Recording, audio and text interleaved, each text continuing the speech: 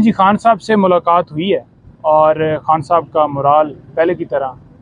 बड़ा बुलंद था और खान साहब के हौसले जो हैं वो पहाड़ों की तरह बुलंद थे। और किसी तरह से जो खबरें चलाई जा रही थी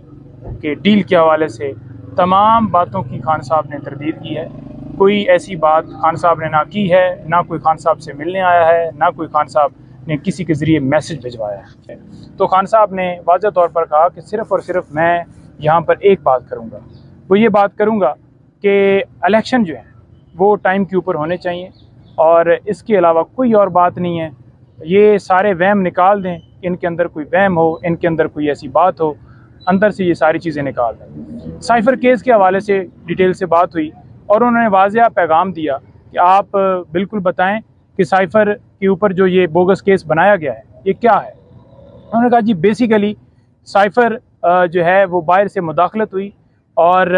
वहाँ से जब मुदाखलत हुई है और जो साइफ़र आया उसको डी क्लासीफाइड किया गया, वो बाकायदा तौर पर जो उसका प्रोसेस है वो फॉलो किया गया और कानून के मुताबिक कैबिनेट ने उसे डी क्लासीफाइड किया और वो जो कॉपी है वो उसके हवाले से जो उसके अंदर लिखा था कॉपी के अंदर, मैंने अपनी जो है वो आवाम कौम को बताया कि किस तरह कोई हमारे मुल्क के अंदर मुदाखलत कर सकता है, बाहर से कोई धमकी भेज सकता है कि इस जो वज़ीर आज़म है इसको हटा दो। तो बेसिकली वो ये कह रहे थे कि ये साजिश ही इस वजह से की गई कि साइफ़र आया नहीं है, क्योंकि जो बाहर से मुदाखलत हुई जो अमेरिका है उनके हवाले से उन्होंने वाज़ेह ये बात की कि ये उनकी तरफ से ये जो है वो एक बात को रोकने के लिए इन्होंने जानबूझकर ये ऐसा प्रोपेगेंडा किया ताकि लोगों तक पता ना चले, क्योंकि उनके लिए खुद ये एक शर्मिंदगी की बात थी कि कैसे अंदरूनी मामलात में मुदाखलत किसी भी मुल्क में की जा सकती है। तो उन्होंने कहा जी कि देखें बात यह है कि उन्होंने हमारी गैरत पे हमला किया, उन्होंने जो है वो हमारे अंदरूनी मामलात के अंदर मुदाखलत की। तो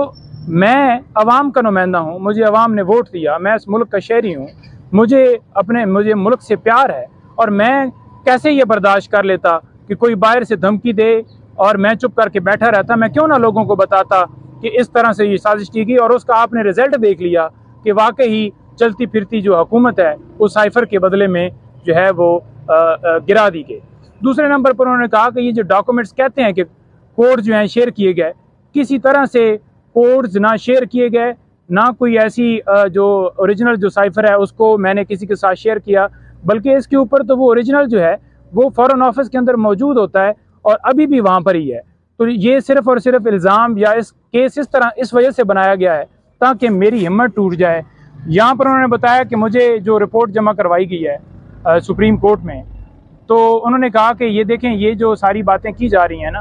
कि ऐसी सहूलतें मिल गई हैं, यूँ हो गया है, ये हो गया है और वो बड़ा जो है अंदर जो है आराम कर रहे हैं। उन्होंने कहा जी बिल्कुल वही सेल है, उसी तरह से रखा हुआ है, वही पोजीशन है जो पहले दिन आके मैंने इधर बताई थी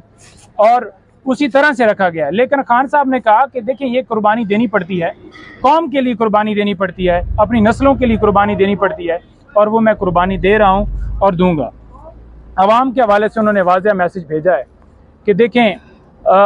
जिस तरह मुझे यहाँ पर रखा गया है और मैं अपने मौक़िफ़ से कभी भी नहीं हटूँगा, क्योंकि ये हकीकी आज़ादी की जंग है और इस हकीकी आज़ादी की जंग जो है इसको आपने भी इसी तरह से कंटिन्यू रखना है। और जो कौम झुक जाती है, डर जाती है या अपने मौक़िफ़ से पीछे हट जाती है तो वो कभी भी आज़ाद नहीं होती और ये आप लोगों की आज़ादी की जंग है। आज उन्होंने कहा कि देख लो कि गरीब आवाम के साथ क्या किया जा रहा है। आज उन्होंने देखा कि उन्होंने कहा कि आप ये देख लो कि मुल्क के अंदर महंगाई कहाँ पर पहुँच गई है, चीज़ों की कीमतें कहाँ पर पहुँच गई हैं, पेट्रोल डीज़ल कहाँ पर पहुँच गया है। आज जो बिजली के बिल हैं, एक बंदे की तनख्वाह जो है 20-30 हज़ार है, तो कैसे वो 70-70 हज़ार बिल जो है वो अदा कर सकता है। एक मुल्क के अंदर जो मुआशी बहरान आ चुका है, उन्होंने कहा जी वाहिद इसका जो रास्ता है वो सिर्फ़ और सिर्फ इलेक्शन है और इलेक्शन जो है वो टाइम के ऊपर होने चाहिए और उनके खिलाफ कार्रवाई होनी चाहिए जिन्होंने केपी में, पंजाब में इलेक्शन के अंदर डिले करवाया और जानबूझकर इलेक्शन नहीं करवाए। उनके खिलाफ जब तक आर्टिकल 6 नहीं लगेगा उनके ऊपर तौहीन अदालत की कार्रवाई नहीं होगी, क्योंकि सुप्रीम कोर्ट ने जब वाज़ेह कह दिया और उन्होंने इलेक्शन नहीं करवाए तब तक ये जो है आगे नहीं जा सकता। दूसरा उन्होंने जो ये बात की है कि देखें मेरी ना जायदाद बार है, ना मेरी कोई प्रॉपर्टी बार है, मैं इस मुल्क का हूँ और मैं इस मुल्क के अंदर रहूँगा। ये वहम दिल से निकाल लें कि मैं मुल्क छोड़कर बाहर चला जाऊँगा। और मैं हर तरह की, जिस तरह की ये तकलीफ़ दें, जिस तरह का ये हाल रखें, उन्होंने कहा कि मेरे जो हवाले से कोई बात करने की कि मुझे ये फैसिलिटी है या नहीं, उसको छोड़ दें। मैं जो अपना मेरा मकसद है वो मैं हल करने के लिए जो भी रास्ते में आएगी वो डेफिनेटली मैं फेस करूंगा और हर रुकावट को मैं बर्दाश्त करूंगा। यहाँ पे थोड़ा सा मैं ऐड कर दूं कि खान साहब का अंदर वही स्टैंड है। हवाले से 15 तारीख का कहा गया है बात करवाने के हवाले से, उस सुप्रीम जेल ने इनकार कर दिया है, उस हवाले से ऑफिशियल सीक्रेट एक्ट को मरकज बनाया गया। इसकी वजह देखें, बात यह है कि बच्चों के हवाले से मुलाकात के ऊपर पाबंदी नहीं होनी चाहिए। आज हमने दरख्वास्त वहाँ पर दी है, जो साइफर कोर्ट की स्पेशल जो अदालत बनी है साइफर के मुकदमे के लिए, उसमें दी है हमने दरख्वास्त। और तौहीन अदालत की कार्रवाई जो है वो बाकायदा तौर पर जो है वो उन्होंने नोटिस भेजा है इनको और इनसे रिपोर्ट मांगी है कि आप ये जवाब दें, ताकि जो है इसके ऊपर ये जवाब देंगे और इनके खिलाफ बाकायदा तौर पर कार्रवाई होगी। क्योंकि जब कोर्ट के ऑर्डर थे कि मुलाकात बात करवाई जाए तो उन्होंने क्यों नहीं बात करवाई। और दूसरे नंबर पर साइफर कोर्ट जो है वो डेफिनेटली जज साहब 13 तारीख को यहाँ आ रहे हैं और वो वहाँ पर एक टेक्निकली बुनियादों के ऊपर डेट जो है एक्सटेंड कर दी गई, जिसका कोई जवाब नहीं था। 14 के लिए डेट रखी गई है, सुनने में आया है अभी हमें यहाँ पर 14 के लिए।